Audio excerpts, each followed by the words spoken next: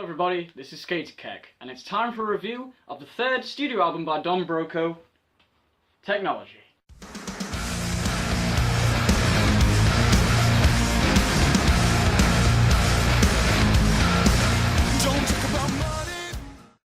So if you're in the UK into all the alternative and rock stuff, and you don't know who Don Broco is, get out. Just get out. Don Broco are a four-piece band hailing from Bedford, and they have released 3 albums up to now. The band's sound has changed a lot since their first song. I think it was Thug Workout back in like 2010. I know they formed in 2008. I'm not quite sure when that song was released. But if you go and listen to Thug Workout, you'll see what you mean when you compare it to any of their albums. This is by far their biggest album yet. I mean, this is their biggest album because this is the one that has got them to sell out shows in the UK. It charted at #1 in the UK rock and metal charts, which is awesome. The first single was released in 2016, Everybody, and well, everybody loved it. It was on Kerrang! Like all the flipping time. Overall, the album has such a massive feel to it. There's these layered guitars, there's tones throughout the album, so sharp in the guitars, sharp tone. Like the record label, no pun intended, this album for them has spawned the best music videos. They've always been good at making music videos of this band. You just have to go back and watch a lot of them, and they're just really good. The music videos for this one have all been made by Ben Roberts, they said in an interview. They're just so creative. They reference their other videos from this album, as in the running jokes of like the cowboy from the Everybody music video that nobody understood. I thought it was a terrific music video, honestly. The dance was great. You know, the references in the Technology video to the video of Everybody that nobody understood in like a text. It's like inside memes of the band, inside running jokes. The album has this running electronic vibe to it. A lot of synths and different drum machines are used throughout, which sort of brings Technology to the whole album in a way. The opening track is massive. It just comes off with such a bang. The song discusses how social media and technology itself are ruining society. He talks about how he can't stand his friends anymore because they can't put their camera down and, you know, they're taking photos hourly, as it says in the lyrics. This whole thing about social media and bragging and what have you, and money and flexing. Money talks itself. Don't talk about money, because money talks. The second track, Stay Ignorant, is very, very cool. The opening sort of riff is over drum machine again. Rob here starts to use these very high, cool vocals that are used a lot throughout the album. It's just his really cool style. There's a heavier part at the end as well, and the chorus sort of like is heavy with guitars.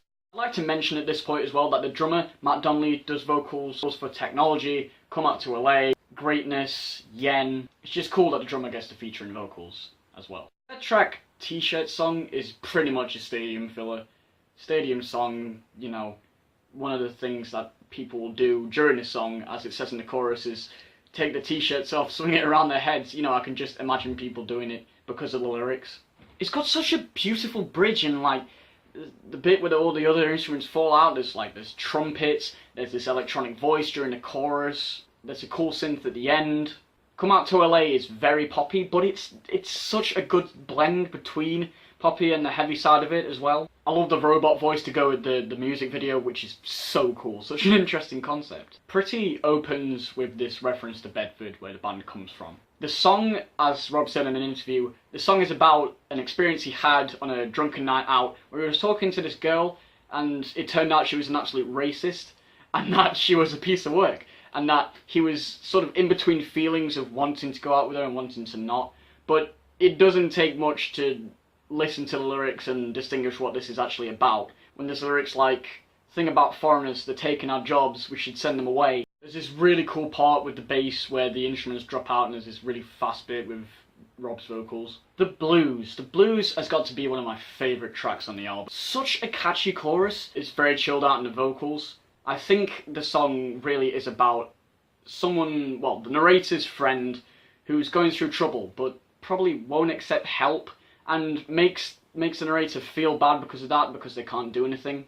And, you know, when the narrator tries to discuss it with them, they play it cool with him and sort of like denies the whole situation, but it puts him off a couple days and makes him feel bad.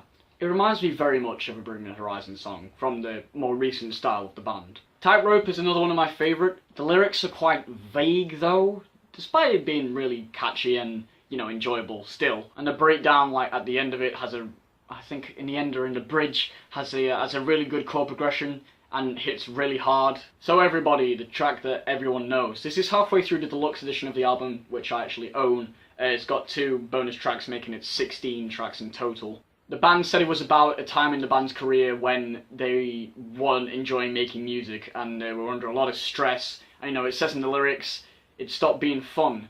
Luckily they got through that time and obviously brought out this album. As I said before, it was released back in 2016, like 2 years before this album was released. It's catchy, as I said, awesome music video. Greatness is very groovy.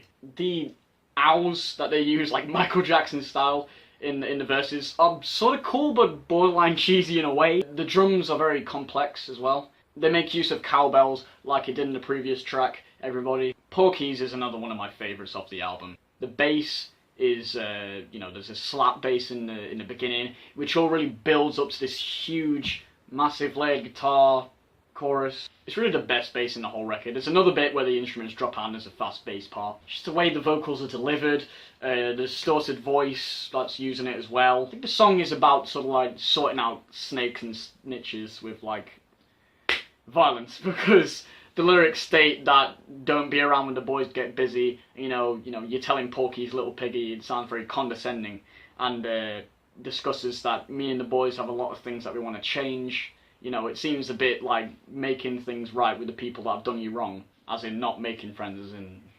So after this track, Got To Be You is where the album starts to lose my interest a bit. It's not as heavy as the other tracks. It's sort of like a love song about the narrator who would do anything for the girl. He doesn't care if he gets hurt. It states that you can spit me out any time. There's these drowned out guitars and the rest of the instrumentals. It sort of seems very focused on Rob's vocals. I don't really have a problem with that, but it just doesn't catch my attention as the rest of the record. And there's this very flowery bridge instrumental part as well. Good Listener is another song that sort of loses my interest as well. It's about how, you know, the theories of Google, Facebook, the government listening to your conversations through your phones. You know, Rob discusses that he says things to his mum or his friend, and then it's weird that later on Google will recommend him something food-wise or friends-wise. Yen is where the album sort of grabs my attention for the last time, pretty much. It is really catchy. The lyrics are sort of hard to understand. I can't tell if they're about greed, you know, about having money, people without money, because, you know, in the chorus it says that he don't complain, got money every day be sunny, whatever it is, but then the other part of the chorus says that he's in need, so it sort of contradicts itself in a way. There's another heavy outro in this song. A lot of the songs do have the balance between the electronic element and then the really heavy guitar element with breakdowns and whatnot. Something to Drink, the final track from the standard edition, does drag on a bit. I think it discusses drinking to cope with issues, people that you trusted, betraying your trust and finding out that the world is not a good place, as it states in the lyrics. I don't care very much for the 2 bonus tracks, to be honest. Potty Mouth gets a bit corny after a while. There's this really weird synth solo within it as well. I just bought the deluxe edition in hope that they would be good and was sort of a bit disappointed by it. And I will say it now that this album does drag on quite a bit after like the 10th track, and it becomes a bit of a chore to listen to the whole thing all the way through. Which sort of brings up the question, you know, if the tracks were in any different order, would I like them more? Possibly not. All I'm saying is that maybe if they were in a different order and I didn't have to like listen to the rest of the album to get to those songs, maybe they would appeal to me more, because the first half seems a lot better than the second half. But then again, you know, I can go just randomly listen to one of the songs from the second half of the album and probably not be that interested in it, so yeah. I think the only worthwhile reason of having the deluxe edition is the funny parody sort of demo bit of Something to Drink after a bit of silence at the end of Potty Mouth. It just makes the album clock in at like 57 minutes, and as I said, it does go on a bit too long. So overall, I would rate this album 7.5. You know what, I'm just going to say 8, because the second half isn't as good as the first half, but I still really, really enjoy the first half. And as I've said, brilliant blend of electronic and rock elements. The band just brings something new to the scene, honestly. It's got the best music video. The album art and the art in the liner notes are just great. They're so interesting. The songs are so catchy. They've got these massive layered, awesome guitar tones. It's just such an enjoyable record. Until the second half. Your opinion might be different from mine, and don't let me sway yours. Listen to it yourself, make up your own mind about it. I would recommend that you listen to it. So like an absolute dipstick, I forgot to do an outro to this video when I recorded it the other day, and it was only until editing that I realised that I hadn't done one, so this is it now. I will see you in the next review, guys. The next review will be the last album in the list of reviews that I have to do before I do my latest album that I've got. I hope you're understanding this. But yeah. I'll see you in the next video, guys. Bye-bye.